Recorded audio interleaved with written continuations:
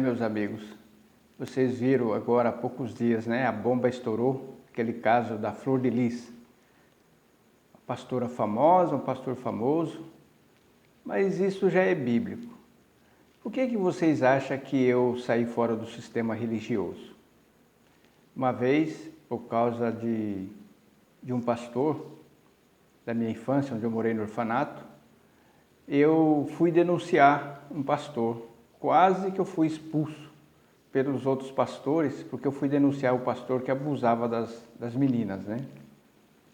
E aí eu quase que perco a minha fé. Passei longos anos da minha vida longe dos caminhos de Deus, porque eu era apenas uma criança na época, um adolescente, um jovem, e eu não entendia as coisas de Deus e saí lá do orfanato e desviei. Assim como eu conheço muitos deles que hoje não quer saber de nada, não quer saber mais de Deus por causa dos tropeços.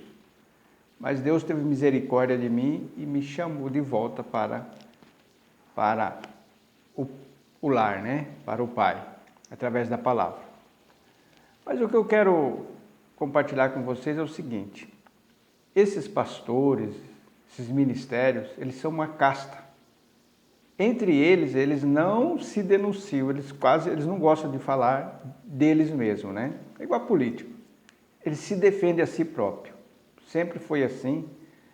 E por isso que eu não me dou bem com pastores, né? Dificilmente, até agora não me lembro de eu ter me dado bem com nenhum, porque eu não confio neles.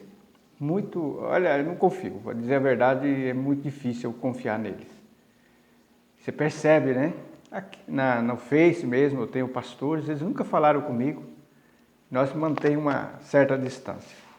E eu tentei uma vez entrar no ministério, também não me dei muito bem, porque eles não querem saber da palavra. Muito bem. Com Deus ninguém brinca. Ninguém brinca com Deus. Ninguém zomba de Deus. E agora esse pastor, o Anderson, né? Eles brincaram muito com as coisas de Deus. E Deus pesou a mão poderosa dele, executou o juízo.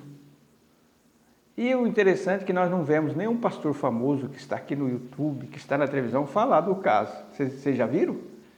Raridade, né? Eles sair em público falar no YouTube, porque por muito menos eles vêm aqui no YouTube, vêm na mídia e falam.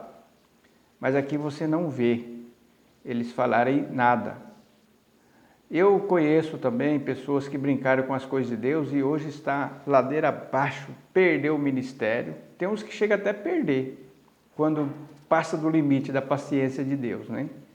Conheço um bem próximo de mim que brincou com as coisas de Deus e hoje separou da mulher, perdeu o ministério, está numa vida de pecado e não consegue voltar mais e acha que está certo. Esse é o problema. Esses pastores, né? Essas lideranças.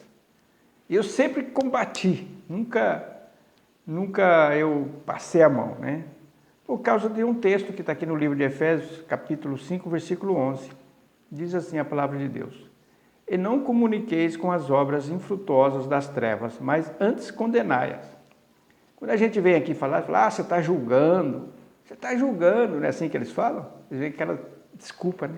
Falar mal do homem ungido de Deus, mas não, são homem do diabo, transvestido em ministro da justiça. Então, por isso que eu não me dou muito bem com eles, prefiro ficar com a palavra. E então, meus amigos, isso aí é mais um escândalo, qual Deus está pesando a mão e Deus executou o juízo. E essa deputada, né, você vê que tipo de qualidade de deputada federal nós temos, né? O povo fica apoiando, olha essa mulher de Deus. Não tem nada de Deus não, meus amigos. Denominação para mim, olha, eu não... Segundo a palavra de Deus, denominação são os fariseus dos dias atuais. E nós vamos ver muito mais escândalos, né? Não só no meio evangélico, acabou de estourar um agora do padre, né? Adora dinheiro o padre, né? Gosta de dinheiro, de luxúria. Se envolvido em vários escândalos aí, está aparecendo tudo à tona. Por isso que a palavra de Deus fala que nada fica oculto, tudo vai aparecer. E eu estava conversando com a minha esposa hoje, dizendo para ela, olha, Deus vê tudo. Lembra do caso de Tomé? Jesus tinha acabado de ressuscitar, estavam os discípulos reunidos, mas Jesus não estava ali no meio dele. Tomé disse assim: olha, se eu não ver os sinais dos cravos, né, nas mãos dele, eu não vou acreditar. Jesus ouviu essa conversa.